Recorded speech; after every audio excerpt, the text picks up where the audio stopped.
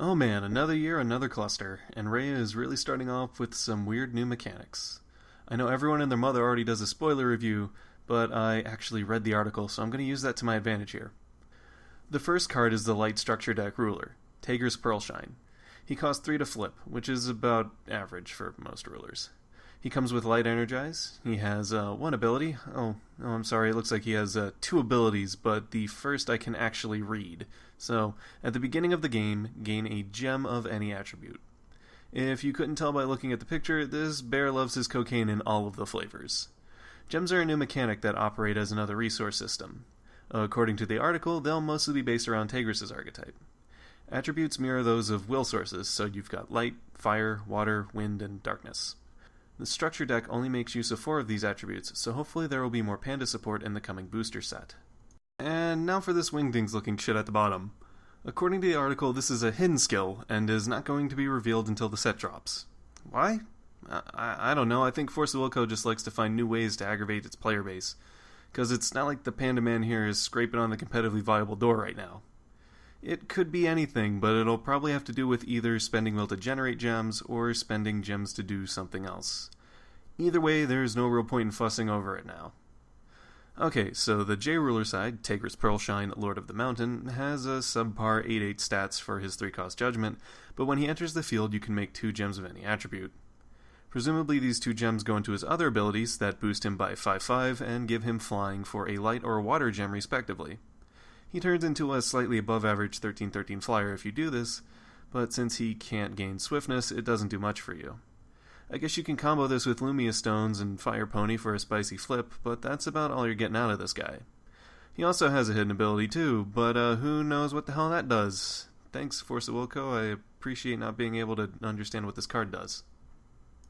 The one costs here are pretty straightforward. Gem Trader makes light gems when he enters the field, and White Raven spends them to get you draws. Their stats are both 3/3, but Raven has flying. I kinda wish Trader lived up to his name and had like a tap ability that let him change the attribute of a gem you control, but whatever. The article pitches Raven as your all-important turn 1 play, but I'd rather not give up my starting gem to draw a card when something like Tama will do the same thing for free. Gemblade Onyx and Gemblade Sapphire are the deck's 2-cost resonators, and they have pretty similar effects. While you control a stone of a certain element, they each gain an ability. For Onyx this is a darkness gem for precision, and for Sapphire it's a water gem for flying. Their stats are the standard 6/6 for most 2-drops, so they're not too terrible to play. The biggest problem is that the deck doesn't have a way to generate gem colors outside of light, which only the J-Ruler Panda uses. This means you need to commit your game start gem to being one of the other colors, also meaning you don't want to use Raven to get rid of it for a draw. Of the things this deck is lacking, synergy with its resonators seems to be the biggest issue. The 3 costs are Gem Craftsman and Blade Knight Ruby. Ruby is the same as the other pandas. She gains swiftness when you control a fire gem and has strikingly average stats. Craftsman is like a better trader and gives you a gem of any attribute when she enters the field. She can also boost herself to 10/10 when you have gems with at least 3 different attributes. Her secondary effect is pretty good, and if you call anything other than light for your starting gem, you can easily get 3 types by the time you play her. The last resonator of this deck is Diamond, the One-Eyed Treasury Magician. He comes with average-looking stats, big surprise, gives everything a boost the turn you gain a gem, and can give things barrier for 2 light will. He's okay, I guess. The deck really needs a reliable way to generate gems for him to pay off, but the barrier effect is pretty strong. I would rather have seen him as a 2 or 3 cost like the other pandas though, and let his ability to be tied with light gems. Like he could gain barrier and then still have the pay 2 ability to give something else barrier as well.